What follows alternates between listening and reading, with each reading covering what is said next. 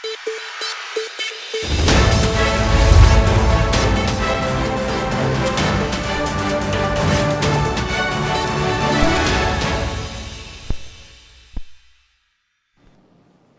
ఇష్టం కొంచెం కష్టం అన్నట్లుగా ఉంది కేంద్ర బడ్జెట్.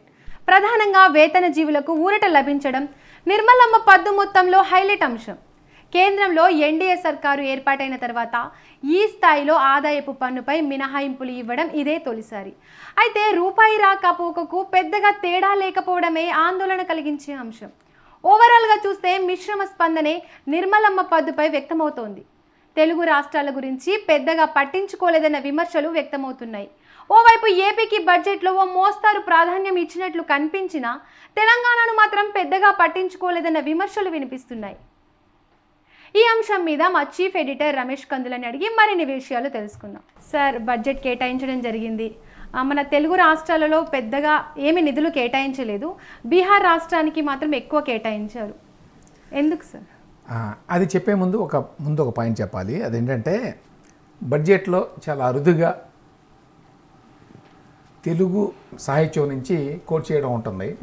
బహుశా ఈ మధ్యకాలంలో ఫస్ట్ టైం అనుకుంటాను కేంద్ర బడ్జెట్లో గురజాడ అప్పారావు దేశభక్తి గేయాన్ని కోట్ చేసింది నిర్మలా సీతారామన్. దేశమంటే మట్టి కాదో దేశమంటే మనుషులో అని దేశభక్తి గీతం ఉంది. చాలా మంచి గీతం అది. దాన్ని కోట్ చేసి a country is not just its soil, a country is its people అని ఇంగ్లీష్లో చెప్పింది. మాతృభాష తమిళ్ యాక్చువల్గా నిర్మలా సీతారామన్. ఇక్కడ ఏపీకి కోడలైనప్పటికీ ఒరిజినల్గా ఆవిడ తమిళనాడు నుంచి కాబట్టి ఎప్పుడు తమిళ్ కవుల నుంచి కోట్ చేస్తూ ఉంటుంది. ఈసారి కూడా చేసింది. గురజాడతో పాటు తమిళ్ సామెత కూడా ఒకటి కోట్ చేసింది. ఏమైనప్పటికీ అదొక విశేషంగా చెప్పుకోవాలి. ఎప్పుడు తెలుగు సాహిత్యంలో రెఫరెన్సెస్ ఏమీ ఉండవు, ఎందుకంటే తెలుగు వాళ్ళు ఉండరు కాబట్టి కేంద్రంలో ఆర్థిక మంత్రులుగా. ఓకే, ఫస్ట్ నువ్వు అడిగిన ప్రశ్న సమాధానం చెప్పాలి అంటే, ఒకటేమో యాక్చువల్గా కేంద్ర బడ్జెట్లో ప్రతి రాష్ట్రానికి ఇంత అని అట్లా ఏమి ఉండదు. అట్లా ఉండాలని కోరుకోవడం కరెక్ట్ కాదు. అది దేశం మొత్తానికి సంబంధించి ఏ రంగాలకి ఎంత కేటాయించాలి, లేకపోతే ఏ రంగాలకి ప్రాధాన్యం ఇవ్వాలి అనేది ఉంటుంది ఓవరాల్గా. అంతేకాని ఈ రాష్ట్రానికి ఇంత, ఆ రాష్ట్రానికి ఇంత అని ఉండవు అసలు అందరూ. అయితే గతంలో ఏంటంటే ఏదైనా ప్రకటించినప్పుడు చాలా ముఖ్యమైన అంశాలు ఏదైనా ఉంటే ఆ రాష్ట్రంలో ఫలానా రైల్వే ప్రాజెక్టు లేకపోతే ఫలానా ఇన్స్టిట్యూషన్ పెడుతున్నాం ఇట్లాంటివి ఉండేవి. సో దాన్ని బట్టి ఏదో ఎంత వచ్చింది అంత వచ్చింది మాట్లాడుకునేవాళ్ళు. అయితే 2014లో మనకి ఉమ్మడి ఆంధ్రప్రదేశ్ విభజన తర్వాత, రెండు రాష్ట్రాలు ఏర్పడిన తర్వాత విభజన చట్టం ప్రకారం ఈ రెండు రాష్ట్రాలకి ఇవ్వవలసినవి చాలా ఉన్నాయి. సో ఎవ్రీ టైం బడ్జెట్లో అవి ఏమైనా ఇస్తారేమో అని ఎదురు చూడడం ఒకటి అలవాటైపోయింది. అది కూడా ఒక రీజన్ అన్నమాట, మనం స్టేట్ వైజ్గా ఇచ్చారా లేదా అని చూడడం. ఎందుకంటే ఎస్పెషల్లీ ఏపీకి చాలా ప్రామిస్లు ఉన్నాయి గతంలో. ఈ ఏపీ రీఆర్గనైజేషన్ యాక్ట్కి సంబంధించి చాలా ప్రామిస్లు చేశారు ఏపీకి. ఆ చట్టంలో చాలా ఉన్నాయి. తెలంగాణకు కూడా కొన్ని ఉన్నాయి. సో ఎవ్రీ టైము ఆంధ్ర నుంచి ఎక్స్పెక్టేషన్ ఉండేది, ప్రత్యేక హోదానో ఇంకోటో అదో ఇదో ఏదో ఒకటి వస్తుందేమో అని. పెద్దగా ఎప్పుడూ రాలేదు నిజం చెప్పాలి అంటే. 2014 నుంచి 2018 వరకు ఎన్డీఏలో భాగస్వామిగా ఉంది తెలుగుదేశం పార్టీ ప్రభుత్వం. అయినప్పటికీ పెద్దగా వచ్చిందేమీ లేదు. అయితే అప్పట్లో ఎక్స్పెక్టేషన్ చాలా ఎక్కువ ఉండేది. ఎవ్రీ టైం ఏదో ఇచ్చేస్తారు ఏపీకి అని, మళ్ళీ ఇవ్వలేదని డిసప్పాయింట్ కావటం. ఆ తర్వాత చివరికి 2018లో విడిపోవటం ఎన్డీఏ నుంచి ఇవన్నీ జరిగినాయి. ఇప్పుడు ఆ ఎక్స్పెక్టేషన్ లేదు. ఇప్పుడు అందరూ కూడా కొంచెం రియలిస్టిక్గా అయ్యారన్నమాట. అంటే వాస్తవాలు అందరికీ అర్థమైపోయినాయి అట్లేమీ ఇవ్వరు అని. అందువల్ల పెద్దగా ఏమీ ఎక్స్పెక్టేషన్స్ లేవు తెలంగాణ కానీ ఆంధ్రాకి కానీ భారీ ఎత్తున ఇస్తారని. కాకపోతే విమర్శలు వస్తాయని చెప్పి ముందే ఏం చేస్తారంటే, చాలా ఆశించాము ఏమి ఇవ్వలేదు కేంద్ర ప్రభుత్వం ఈసారి కూడా, తెలంగాణకు అన్యాయం చేశారు లాంటి స్టేట్మెంట్లు ఇస్తారు వెంటనే. వాళ్ళకు కూడా తెలుసు రాదని. అంటే ఈ బడ్జెట్లో చాలా రకాల పాలసీస్ ఏవైతే నిర్ణయించారో, లేకపోతే కొన్నింటికి కొన్ని రంగాలకి కేటాయింపులు చేశారో, అవన్నీ కేంద్ర ప్రభుత్వం కేటాయింపులు చేసిందంటే వాళ్ళు సొంతంగా వాళ్ళు చంకలో పెట్టుకోరు ఆ డబ్బులు, అవన్నీ రాష్ట్రాలకే ఇవ్వాల్సిందే. సో ఆయా పథకాల ద్వారా రాష్ట్రాలకు లాభం జరిగేటువంటి అవకాశం ఉంది. ఏ రాష్ట్రం ఎక్కువ తెచ్చుకోగలిగితే, ఏ రాష్ట్రం ఎక్కువ ఖర్చు పెట్టగలిగితే వాళ్ళకి లాభం ఉంటుంది. ఇప్పుడు టీడీపీ ఎన్డీఏలో భాగస్వామిగా ఉంది కాబట్టి టీడీపీ వాళ్ళు బయటకు వచ్చి విమర్శించలేరు. తెలంగాణలో కాంగ్రెస్ ప్రభుత్వం ఉంది కాబట్టి వెంటనే విమర్శలు మొదలు పెట్టేశారు. సో వాళ్ళు ఏం చేశారు, ఆంధ్రప్రదేశ్లో ఎంపీలు చాలామంది ఉన్నారు కదా ఇప్పుడు టీడీపీకి, వాళ్ళు ఢిల్లీలో ప్రెస్ మీట్ పెట్టి వెంటనే బడ్జెట్ చాలా బాగుంది, దేశానికి చాలా ఉపయోగకరమైన బడ్జెట్, ఆంధ్రప్రదేశ్కి ప్రత్యేకంగా ఏమీ ఇవ్వకపోయినా ఓవరాల్గా బడ్జెట్లో ఉన్నవి చాలా ఏపీకి కూడా వస్తాయి, సో ఆ రకంగా లాభమే అన్నట్టుగా చెప్పడానికి ట్రై చేశారు. వేరే తెలంగాణలోనేమో ఆ అవసరం ఏమీ లేదు కాబట్టి, మా పార్టీ వేరు కాబట్టి, కాంగ్రెస్ పార్టీ పాలనలో ఉంది కాబట్టి తెలంగాణ, కేంద్రంలో ఉన్న బీజేపీ ప్రభుత్వం అన్యాయం చేసింది తెలంగాణకి అని ఏదో ఆల్రెడీ 2-3 స్టేట్మెంట్లు వచ్చేసినాయి మనకి. ఇక బీహార్కి ఏదో చాలా ఇచ్చారు అనేటువంటి అభిప్రాయం ఉంది. యాక్చువల్గా అన్నేమీ ఇవ్వలేదు. యాక్చువల్గా మొత్తం బడ్జెట్ స్పీచ్ చూస్తే ఏదో ఒక ఇన్స్టిట్యూషన్ ఏదో ఇచ్చారు, అలా ఒక 4 ఉన్నాయి. ఆ 4 కూడా చిన్నవే, ఏదో భారీ ఎత్తున వేల కోట్లు లక్షల కోట్లు ఏమి ఇవ్వలేదు వాళ్ళకు కూడా. కాకపోతే బీహార్కి ఈ సంవత్సరంలో అంటే 2025లో ఎన్నికలు ఉన్నాయి, అసెంబ్లీ ఎన్నికలు. ఆ దృష్ట్యా కావాలనే బీహార్ పేరు వచ్చేట్టుగా 4-5 సార్లు చేశారు అనేది వాస్తవం. ఎన్నికలు ఉన్నాయి కాబట్టి మరి బీజేపీ గురించి ఇప్పుడు అక్కడ జేడీయూ బీజేపీ కలిసి అధికారంలో ఉన్నాయి. రేపు ఎన్నికలకు వెళ్ళినప్పుడు మరి వీళ్ళే కదా ప్రభుత్వంలో ఉంది, ఏమి ఇచ్చారని అడుగుతారు కాబట్టి ఏదో ఇచ్చినట్టుగా ఉండాలని చెప్పి ఒక 4-5 రాశారు అందులో. అంటే ఏదో ఎవరికి ఇవ్వకుండా వీళ్ళకి ఏదో పెద్ద ఫేవర్ చేశారు అనుకోవడానికి కూడా లేదు. చేరు కొన్ని ఓకే, బీహార్ అని వచ్చేట్టుగా చేశారు 3-4 సార్లు, అంతకుమించి ఏదో గొప్పగా వచ్చిందేమీ లేదు వాళ్ళకు కూడా అనేది నాకు అర్థమైన విషయం ఇందులో. ఇక ఇవి కాకుండా ఓవరాల్గా బడ్జెట్ గురించి మాట్లాడుకోవాలి అంటే ఈసారి అందరూ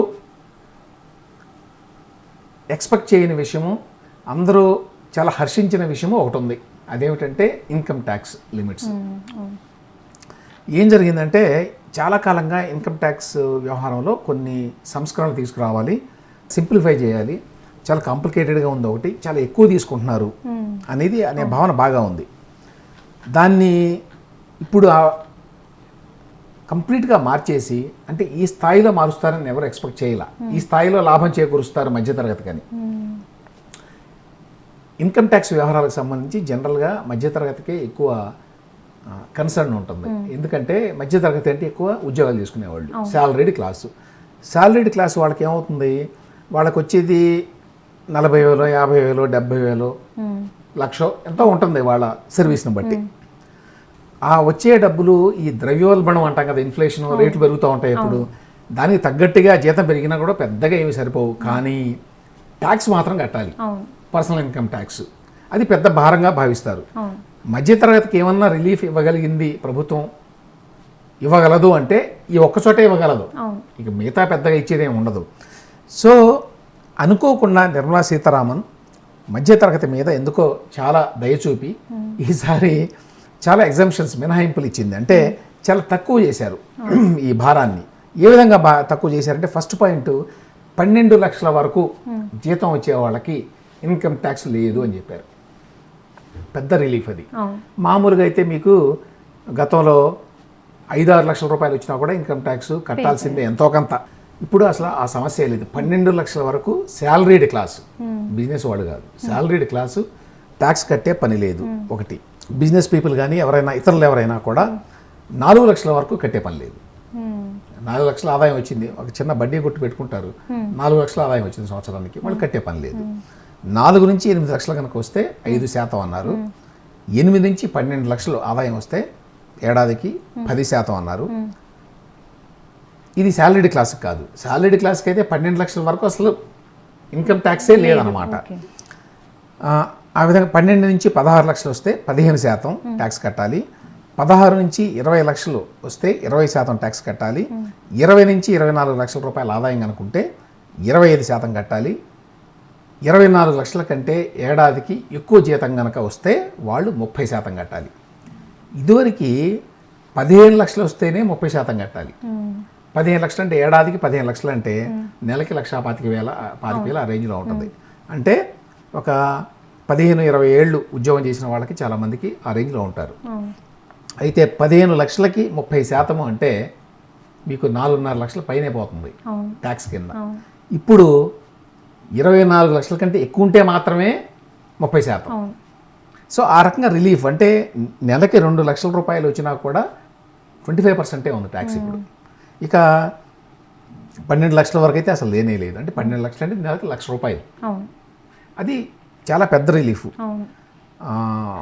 దీని గురించే ఇప్పుడు ఎక్కువ మాట్లాడుకుంటున్నారు. ఇంత పెద్ద రిలీఫ్ ఇవ్వడం వల్ల మధ్యతరగతికి చాలా రకాలుగా ఉపయోగం ఉంది. అదేంటంటే ట్యాక్స్ డబ్బులు మిగులుతాయి కాబట్టి, అవును. చాలా మిగులుతాయి కట్టే డబ్బులు. అవి ఎంతెంత మిగులుతాయి అని కూడా కొన్ని లెక్కలు ఇచ్చారు యాక్చువల్గా. అందరికీ కాదు కానీ కొంతమందికి. ఉదాహరణకి 12 లక్షల వరకు అయితే అసలు లేదని చెప్పుకున్నాము. మిగతా వాళ్ళలో దాదాపు 30% ఆదా అవుతుందని చెప్తున్నారు. ఇది కొత్తగా తగ్గించడం వల్ల. ఆ ఎగ్జాంపుల్ చెప్తాను. 18 లక్షల రూపాయల ఆదాయం కనుక వస్తే 70,000 రూపాయలు అదనంగా మిగులుతాయి. ఇప్పుడు నిర్మలా సీతారామన్ ప్రకటించినటువంటి ఈ కొత్త స్లాబ్స్ మూలంగా ఒకవేళ 12 లక్షలు వచ్చింది అనుకోండి, అంటే నెలకి ₹1,00,000 శాలరీ వచ్చింది అనుకోండి ఒకరికి. ఇప్పుడు కొత్త స్లాబ్ కారణంగా వాళ్ళకి అదనంగా 80,000 రూపాయలు చేతిలో ఉంటాయి సంవత్సరానికి. పెద్ద అమౌంటే కదా ఇది, 80,000 అంటే. సో ఇంత పెద్ద అమౌంట్స్ అదనంగా ప్రజల చేతిలో ఉంటాయి కాబట్టి నెలకు 5,000, 6,000, 7,000 అదనంగా మిగులుతాయి. ఈ మిగిలిన డబ్బుని మార్కెట్లో ఖర్చు పెడతారు, కన్జ్యూమ్ చేస్తాం కదా. సో కన్జంప్షన్ పెరుగుతుంది, వస్తువుల కొనుగోలు పెరుగుతుంది. సో కన్జంప్షన్ ఎప్పుడైతే పెరిగిందో వస్తువుల ఉత్పత్తి కూడా పెరుగుతుంది, ఎందుకంటే కన్జంప్షన్ తగ్గట్టు తయారు చేయాలి. సో దాని యొక్క ప్రభావం ఓవరాల్గా ఎకానమీ మీద ఉంటుంది. సో ఆర్థిక వ్యవస్థ ఓవరాల్గా డెవలప్ అవుతుంది, పుంజుకుంటుంది అన్నమాట. దానికి జవసత్వాలు వస్తాయి మళ్ళీ కొంచెం హుషారుగా.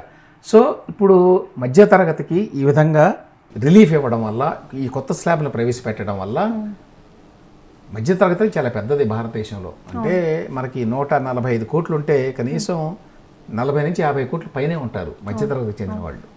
సో ఇంతమందికి కనుక కన్జంప్షన్ కెపాసిటీ పెరిగితే అది ఆర్థిక వ్యవస్థలో కొత్త ఊతాన్ని తీసుకొస్తుంది, పుంజుకుంటుంది. కాబట్టి ప్రగతి బాగా ఉంటుంది అనేది చెప్తున్నారు. దానివల్ల ఓవరాల్గా ఎకానమీకి చాలా ఉపయోగం జరుగుతుంది అనేది చెప్పేది. ఇది ఏ స్థాయిలో దీని ప్రభావం ఉందంటే, ఎప్పుడైతే నిర్మలా సీతారామన్ ఈ కొత్త స్లాబ్స్ ప్రకటించిందో, ఈ విధంగా మధ్యతరగతికి శాలరీడ్ క్లాస్కి రిలీఫ్ ఇస్తున్నాము అని, ఆ వెంటనే కొన్ని కంపెనీస్, ఎఫ్ఎంసీజీ కంపెనీస్ అంటారు, అంటే మన వాషింగ్ మిషన్లు, టీవీలు, ఇట్లా మన మధ్యతరగతి కొనుక్కునేవి ఎక్కువ. అటువంటి కంపెనీ అయితే బంగారపు షాపులు, ఇటువంటి వాళ్ళ కంపెనీల యొక్క షేర్ ప్రైస్ పెరిగింది. ఫర్ ఎగ్జాంపుల్ జొమాటో అనేది మధ్యతరగతికి క్యాటర్ చేస్తుంది, అంతే కదా. ఎక్కువ మంది మధ్యతరగతి వాళ్ళే తెప్పించుకుంటారు. కళ్యాణ్ జ్యువెలర్స్ నగలు కొనుక్కుంటారు కదా. బ్లూ స్టార్, డబ్బులు మిగిలితే ఆడవాళ్ళు ఏం చేస్తారు, నగలు కొనుక్కుంటారు. అందుకని కళ్యాణ్ జ్యువెలర్స్. బ్లూ స్టార్ అంటే మన ఎయిర్ కండిషనింగ్ ఇట్లాంటివి. వర్ల్పూల్ అంటే వాషింగ్ మెషిన్, ఫ్రిడ్జ్, ఇవన్నీ ఉన్నాయి. ఎఫ్ఎంసీజీ గూడ్స్ అంటారు వాటిని. క్రాంప్టన్ గ్రీవ్స్ అంటే మన ఫ్యాన్లు, ఇట్లాంటివన్నీ. వీళ్ళ షేర్లు ఆవిడ ప్రకటించిన వెంటనే 8% పెరిగినాయి అట. ఎందుకు పెరిగినాయి, ఏంటి కనెక్షన్ అంటే, మీకు అదనంగా నెలకి 3,000, 4,000 మిగిలితే, సంవత్సరానికి 30,000, 40,000 మిగిలితే ఏం చేస్తారు మీరు, వీటిల్లో ఏదో ఒకటి కొంటారు, అంతే కదా. ఆ డబ్బు ఏం చేస్తారు, ఏదైనా వస్తువు కొంటారు, బంగారం కొంటారు, లేదా ఇంట్లో ఫ్యాను, వాషింగ్ మిషన్ కొంటారు. సో వీళ్ళందరికీ లాభం అనమాట పరోక్షంగా. అందువల్ల వీటి షేర్లు పెరిగినాయి. అంటే ఈ కంపెనీ యొక్క విలువ పెరిగింది అనేది అర్థం చేసుకొని ఆ షేర్లు కొనేస్తారు వెంటనే, వాటికి డిమాండ్ పెరిగింది వెంటనే. సో ఆ రకంగా వెంటనే దాని ప్రభావం కనిపించింది మార్కెట్లో. ఇక ఇవి కాకుండా వేటి ధరలు బడ్జెట్లో పెరిగినాయి, వేటి ధరలు తగ్గినాయి అని మాట్లాడుకుంటూ ఉంటాం కదా. సో ఈసారి ఏమిటి అంటే, మొబైల్ ఫోన్స్ ధరలు తగ్గినాయట.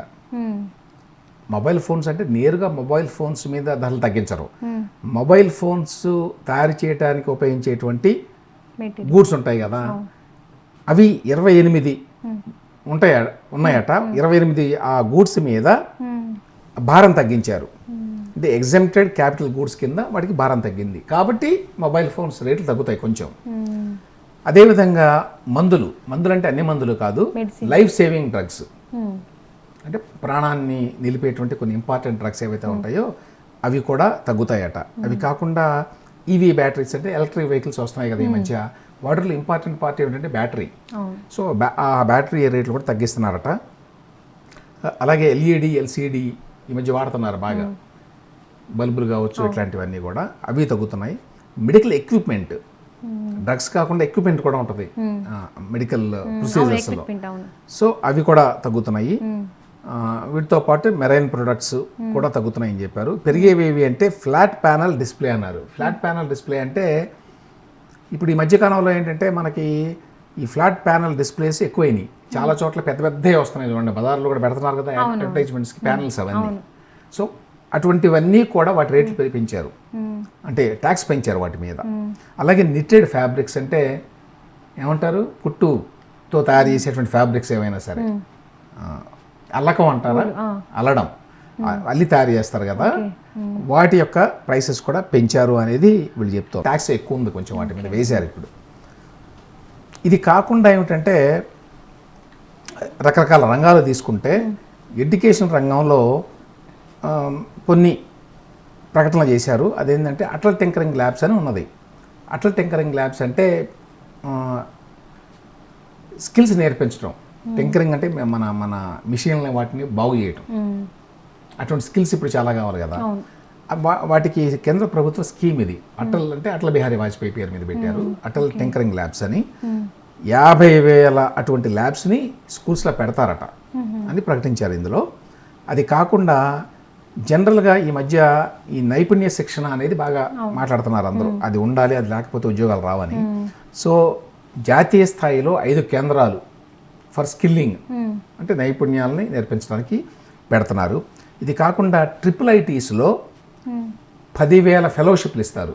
ఫెలోషిప్లు ఇవ్వడం అంటే ఏంటి, వాళ్ళకి నెలకింతని ఇచ్చి ఏదైనా అంశం మీద పరిశోధన చేయడానికి ఒక గ్రాంట్ లాంటిది అన్నమాట. అవి 10,000 ఇస్తారట అట్లాంటి ఫెలోషిప్లు దేశవ్యాప్తంగా. ఆ తర్వాత గవర్నమెంట్ సెకండరీ స్కూల్స్లోను అలాగే ప్రైమరీ హెల్త్ సెంటర్స్లో కూడా ఎస్పెషల్లీ గ్రామీణ ప్రాంతాల్లో బ్రాడ్బ్యాండ్ కనెక్టివిటీ ఇస్తాము అన్నారు. అంటే ఇంటర్నెట్ వాళ్ళకి ఇవ్వడానికి ఒక పథకాన్ని పెట్టారు ఈ సెకండరీ స్కూల్స్లో. ఎందుకంటే ఈ మధ్యకాలంలో పిల్లలకు అవసరం కదా, బాగా పెరుగుతోంది కదా దీని వాడకం అని. అది కాకుండా భారతీయ భాషా పుస్తక్ స్కీమ్ అని కొత్తగా ఒకటి ప్రకటించింది నిర్మలా సీతారామన్. ఏమిటిది భారతీయ భాషా పుస్తక్ స్కీమ్ అంటే ఈ స్కూల్ ఎడ్యుకేషన్కి హైయర్ ఎడ్యుకేషన్కి సంబంధించి పుస్తకాలు ఉంటాయి కదా, ఈ పుస్తకాలన్నింటినీ డిజిటల్ రూపంలో అందరికీ అందుబాటులో ఉంచుతారు నెట్లో. ఈ పుస్తకాలు కొనుక్కోవడం ఇట్లాంటి సమస్యలు కూడా ఉన్నాం అనమాట. దేశవ్యాప్తంగా పిల్లలందరికీ అందుబాటులో ఉంటాయి, కావాలి అనుకుంటే నెట్లో కంప్యూటర్లోకి వెళ్ళి చదువుకోవచ్చు. ప్రపంచ దేశాలన్నీ ఏఐకి పెద్ద పీట వేసి వాటికి నిధులు కేటాయిస్తుంటే మన బడ్జెట్లో మాత్రం మనం చూడలేదు నిధులు. అంటే ఇప్పుడు 500 కోట్ల రూపాయలు ఇచ్చామని ఈ బడ్జెట్లో ప్రకటించారు. 500 కోట్లు దేనికంటే centre of excellence in artificial intelligence. ఇది ఎడ్యుకేషన్ ఇన్స్టిట్యూషన్స్లో ఈ సెంటర్ ఆఫ్ ఎక్సలెన్స్ అని ఒకటి పెట్టి ప్రతి ఒక ఇన్స్టిట్యూషన్లో ఆర్టిఫిషియల్ ఇంటెలిజెన్స్కి సంబంధించిన ఎడ్యుకేషన్ నేర్పిస్తారు. అందుకోసం 500 కోట్ల రూపాయలు ఖర్చు చేస్తారట. మొదలుపెట్టారు అంటే మనం చాలా వెనకబడి ఉన్నాం ఆర్టిఫిషియల్ ఇంటెలిజెన్స్లో. అమెరికా, చైనా చాలా ముందు ఉన్నాయి. అమెరికా ఎలాగో ముందు ఉంది, వాళ్ళు ఎప్పటి నుంచో చేస్తున్నారు కాబట్టి ఆల్రెడీ వాళ్ళ ప్రొడక్ట్స్ వచ్చినాయి కదా, మన ChatGPT ఇలాంటివి. చైనా కూడా ఈ మధ్య ఆ డీప్ సీక్ అనేటువంటి ప్రొడక్ట్తో బయటకు వచ్చిన తర్వాత వాళ్ళు కూడా చాలా మంది ఉన్నారు అని అర్థమైంది అందరికీ. వాళ్ళ స్థాయిలో ఇప్పుడు ఇండియా అయితే లేదు. అయితే తాజాగా ఇప్పుడు మన మంత్రి అశ్విని వైష్ణవ్, IT శాఖ మంత్రి, ఆయన ప్రకటించాడు ఏంటి, మేము దీని మీద ఫోకస్ చేస్తున్నాము, వచ్చే 4 నుంచి 8 నెలల్లో మనం కూడా ఒక ఫౌండేషనల్ ఆర్టిఫిషియల్ ఇంటెలిజెన్స్ ప్రొడక్ట్ని తయారు చేస్తామని. అంటే బేసిక్గా ఒక ప్రొడక్ట్ వస్తే ఆ తర్వాత డెవలప్ అవుతుంది. ఆ ఫౌండేషనల్ ప్రొడక్ట్ అంటే లైక్ ChatGPT, లేకపోతే మెటా వాళ్ళది AI అని ఉంది, అలాగే జెమినై అని ఉంది గూగుల్ వాళ్ళది అనుకుంటాను అది, అట్లాగే డీప్ సీక్ ఇప్పుడు చైనా వాళ్ళది. అటువంటిది ఒకటి తయారు చేయాలి. అప్పుడు తయారు చేస్తే ఆ తర్వాత దాని నుంచి ఇంకా డెవలప్ అవుతాయి తర్వాత. సో అటువంటిది చేయడానికి మేము ట్రై చేస్తున్నామని మొన్ననే ప్రకటన ఇచ్చాడు. సో చూడాలి ఎట్లా అవుతుందో. ఇక హెల్త్ కేర్లో కూడా కొన్ని ప్రకటనలు చేశారు ఈ బడ్జెట్లో. అదేంటంటే ఈ 2026 ఫైనాన్షియల్ ఇయర్లో మెడికల్ కాలేజీల్లో 10,000 అదనపు సీట్లను యాడ్ చేస్తాము అని. కొత్తగా 10,000 సీట్లు వస్తాయి అన్నమాట కాలేజీ దేశవ్యాప్తంగా. ఇది under graduate courses, PG courses అన్నీ కలిపి. అట్లాగే అన్ని జిల్లా ఆసుపత్రుల్లో దేశవ్యాప్తంగా క్యాన్సర్కి సంబంధించి డే కేర్ సెంటర్లు. డే కేర్ సెంటర్లు అంటే చాలామంది ట్రీట్మెంట్కి ఏంటంటే హాస్పిటల్కి వెళ్ళి చేయించుకొని ఇంటికి వెళ్తారు. ఈ థెరపీ ఉంటాయి కదా అన్నీ, సో రేడియోథెరపీ లాంటివి, అటువంటి వాటి కోసం అనమాట డే కేర్ సెంటర్లు అంటే. అక్కడ హాస్పిటల్లో ఉండేవాళ్ళు ఎలాగో ఉంటారు, కొంతమందికి అవసరం ఉండదు, హాస్పిటల్లో ఉండాల్సిన పని ఉన్నదన్నమాట. దానికోసం అని చెప్పి day care centres cancer centres అన్ని జిల్లా ఆసుపత్రుల్లో దేశంలో పెడతామని చెప్పారు. అదేవిధంగా ప్రైమరీ హెల్త్ సెంటర్స్లో ఈ బ్రాడ్బ్యాండ్ కనెక్టివిటీ ఇస్తాము, ఇంటర్నెట్ ఇస్తాము వాటికి కూడా. అంటే ఈ మధ్యకాలంలో ఇంటర్నెట్ దాదాపుగా ప్రతి చోట అవసరం ఉంటుంది కదా, అందుకోసం అని. ఇది కాకుండా ఇంకా చెప్పుకోదగ్గ ప్రకటనలు ఏమిటి ఇందులో అంటే, ప్రధానంగా ఎఫ్డిఐకి సంబంధించి ఇన్సూరెన్స్కి సంబంధించి ఒక ప్రకటన చేశారు. ఇన్సూరెన్స్లో ఎఫ్డిఐని 100% అలౌ చేస్తాము అన్నారు. అంటే అర్థం ఏంటి? ఎఫ్డిఐ అంటే ఫారిన్ డైరెక్ట్ ఇన్వెస్ట్మెంట్, అంటే విదేశీయులు ఎవరైనా సరే, విదేశీ పారిశ్రామికవేత్తలు నేరుగా వచ్చి పెట్టుబడులు పెట్టడం. అంటే ఇక్కడ ఇండియాలో ఉన్న కంపెనీలో పెట్టడం కాదు, నేరుగా వాళ్ళే వచ్చి కంపెనీ పెట్టడం, దాన్ని ఎఫ్డిఐ అంటాం. సో ఈ ఎఫ్డిఐ అనేది దేశంలో చాలా రంగాల్లో అలౌ చేయరు. ఎందుకంటే విదేశీయులు వచ్చి ఆ రంగంలో ప్రవేశిస్తే ఏమైనా ప్రమాదం ఉందా అని ఆలోచిస్తారు కాబట్టి కొన్ని రంగాల్లో అలౌ చేయరు అనమాట. ఇన్సూరెన్స్లో ఇప్పటి వరకు 74% అలౌ చేస్తున్నారు. అంటే ఇక్కడ ఇన్సూరెన్స్లో ఒక కంపెనీ పెట్టాలంటే, బయట ఇన్సూరెన్స్ కంపెనీ చాలా ఉంటాయి అమెరికాలో, యూరోప్లో, వాళ్ళు వచ్చి ఇక్కడ పెట్టాలంటే ఇండియాలో 74% ₹100 ఖర్చు అయితే, ₹100తో పెడితే ₹74 వీళ్ళు ఖర్చు పెట్టి మిగతా దాన్ని ఇండియాలో ఎవరి చేతనైనా పెట్టించాలి. అట్లా అయితేనే ఒప్పుకుంటారు రావడానికి. ఇప్పుడు అట్లా కాకుండా 100% వాళ్ళే పెట్టుకోవడానికి అలౌ చేస్తున్నారు. ఇది ఎందుకు చేశారు అంటే, మనకి లైఫ్ ఇన్సూరెన్స్ చాలా తక్కువ భారతదేశంలో. మనకి బయట అభివృద్ధి చెందిన దేశాల్లో చాలా ఎక్కువ ఉంటుంది. ఆల్మోస్ట్ ఎవ్రీ పర్సన్కి లైఫ్ ఇన్సూరెన్స్ ఉంటుంది. మన దగ్గర 2.8% ఉందట ఇప్పుడు. అంటే ప్రతి 100 మందిలో 2.8 మందికి మాత్రమే ఇన్సూరెన్స్ ఉంది. దాన్ని పెంచాల్సిన అవసరం ఉంది. లేకపోతే పెంచకపోతే ఏమవుతుందంటే, ఇన్సూరెన్స్ లేకపోతే భవిష్యత్తు గ్యారంటీ ఉండదు ఫ్యామిలీకి. ఫ్యామిలీలో ఎస్పెషల్లీ ఎర్నింగ్ మెంబర్ కనుక చనిపోతే సడన్గా మిగతా వాళ్ళకి ఎటువంటి ప్రొటెక్షన్ ఉండదు. కాబట్టి ఇన్సూరెన్స్ ఉండాలి. దాన్ని ఎంకరేజ్ చేయడం కోసం అని చెప్పి ఇట్లా విదేశీ కంపెనీలని 100% ఎఫ్డిఐలు పెట్టుకోవచ్చు ఇండియాలో అని చెప్పారు. తద్వారా ఈ 2.8% ఉంది, ఇంకా పెరగాలంటే కాంపిటీషన్ ఉండాలి, ఎక్కువ కంపెనీలు ఉండాలి, అప్పుడు రేట్లు తగ్గుతాయి కొంచెం, దానికోసం అనమాట. ఇది కాకుండా మనకి చాలా రకరకాల చట్టాలు ఉన్నాయి, ఎక్కువ ఉన్నాయి చట్టాలు, మనకి తగ్గించాలనే ప్రయత్నం ఉంది ఎప్పటి నుంచో. ఎస్పెషల్లీ బీజేపీ ప్రభుత్వం ఇన్ని చట్టాలుంటే పారిశ్రామికవేత్తలకి చాలా కష్టంగా ఉంటుంది పరిశ్రమ నడపాలంటే. ఎందుకంటే పొద్దున్న లేచిన దగ్గర నుంచి ఇదే పని ఉంటుంది, ఆ బోల్డెన్ చట్టాలు ఉంటాయి, ఆ చట్టాల ప్రకారం చేయాలని. వాటిని తగ్గించాలనే ప్రయత్నం జరుగుతోంది. దీనికి సంబంధించి జన్ విశ్వాస్ బిల్ అనేది పెట్టి అందులో 100కు పైగా ఏవైతే చట్టాలు ఉన్నాయో వాటిని మారుస్తామని చెప్తున్నారు. అంటే ఇంత ముందులాగా తీవ్రంగా ఉన్నాం అన్నమాట అవి. అంటే ఈజీగా పెట్టుకోవడానికి వాళ్ళు, అంటే ఈ కంపెనీలకి మరి ఇంత సమస్యలు లేకుండా ప్రతి వాళ్ళు వచ్చి బెదిరిస్తారు లేకపోతే గవర్నమెంట్లో. వాటిని తగ్గించడానికి ఈ పని చేస్తే నేరం, ఆ పని చేస్తే నేరం అని చాలా చట్టాలు ఉంటాయి. సో వాటిని తగ్గిస్తామని చెప్తున్నారు. అదొకటి. ప్రధానంగా మహిళల కోసం అని చెప్పి కొత్తగా ఒక స్కీమ్ ఒకటి ప్రకటించారు. అదేంటంటే 5 లక్షల మందికి ఆంట్రప్రెన్యూర్స్, అంటే వాళ్ళు సొంతంగా వ్యాపారాలు చేసుకోవడానికి సహాయం చేస్తామని. ఈ 5 లక్షల మందిలో మహిళలు, ఎస్సీలు, ఎస్టీలు ఉంటారు ఆంట్రప్రెన్యూర్స్. వీళ్ళకి 2 కోట్ల వరకు లోన్ ఇస్తారు వచ్చే 5 ఏళ్లలో. ఏదైనా పెట్టుకోవాలి అని అనుకుంటే ఆ ప్రపోజల్తో వస్తే దానికి ఎట్లా ఇస్తారు ఏమిటనేవి తర్వాత వస్తాయి అన్నమాట. అది బ్యాంకు ద్వారా ఇంకో రకంగా అనేది. కానీ బేసికల్లీ ఎంకరేజ్ చేయాలి అనే ఉద్దేశంతో మహిళల్ని, ఎస్సీలని, ఎస్టీలని ఈ పథకాన్ని పెట్టారు. అది స్కీమ్ ఫర్ ఫస్ట్ టైం ఆంట్రప్రెన్యూర్స్ అన్నారు. అంటే మొదటిసారిగా వ్యాపారం చేసేవాళ్ళ కోసం, ఆల్రెడీ వ్యాపారాలు చేసేవాళ్ళ కోసం కాదు, మహిళలకు, ఎస్సీ ఎస్టీలకు మాత్రం. అది కూడా అప్పుడే కొత్తగా ఏదన్నా బిజినెస్ చేద్దామని అనుకున్న వాళ్ళకనమాట. సో ఇవి ప్రధానమైన అంశాలు బడ్జెట్లో. ఇందులో మొత్తంగా ఏమిటంటే మధ్యతరగతిని దృష్టిలో పెట్టుకొని ఈ బడ్జెట్ని రూపొందించారు. గతంలో ఎప్పుడూ లేని విధంగా మధ్యతరగతి కొంత రిలీఫ్ ఇచ్చారు. ఇవి కాకుండా ఏంటంటే ఫోకస్ ఏరియాస్ అని చెప్పి ఆవిడ నిర్మలా సీతారామన్ గారు బడ్జెట్లో చదివింది. ఏంటి ఫోకస్ ఏరియాస్ వాళ్ళు అనుకున్నదంటే, ఒకటి జీరో పావర్టీ అన్నారు. దేశంలో అసలు పావర్టీ, పేదరికం అనేది లేకుండా చేయాలి, టార్గెట్ అన్నమాట. తర్వాత 100% మంచి పాఠశాల విద్య అందించాలి అందరికీ, 100% ఎవరిని వదలకుండా. అలాగే అందరికీ ఆరోగ్య సౌకర్యాలు అందించాలి. అంటే ఆసుపత్రి సౌకర్యాలు 100%, ఇది కూడా 100% access to high quality affordable health care అందించాలి. అదేవిధంగా 100% అందరికీ ఉపాధి కల్పించాలి.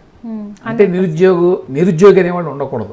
ఏదో రకమైన ఎంప్లాయ్మెంట్ అందరికీ రావాలి, వచ్చే విధంగా చేయాలి. ఆ తర్వాత మన ఆర్థిక వ్యవస్థలో, మన ఎకనామిక్ యాక్టివిటీస్లో 70% ఉండేలాగా మహిళల్ని ప్రోత్సహించాలి, వాళ్ళ శాతాన్ని పెంచాలి ఎకనామిక్ యాక్టివిటీస్లో అనేది ఒక టార్గెట్. దాంతోపాటు మొత్తంగా దేశంలో ఈ పంటలు బాగా పండించే విధంగా ప్రపంచానికి అంతటికీ కూడా మనం ఆహార ధాన్యాలని సప్లై చేయగల కెపాసిటీని ఇండియా సాధించాలి. ఇవి టార్గెట్స్ పెట్టుకున్నారు. సో ఈ టార్గెట్స్కి అనుగుణంగా ఈ బడ్జెట్ అంతా తయారు చేశారు. ఓవరాల్గా ఇండస్ట్రీ కూడా బాగానే రెస్పాండ్ అయింది.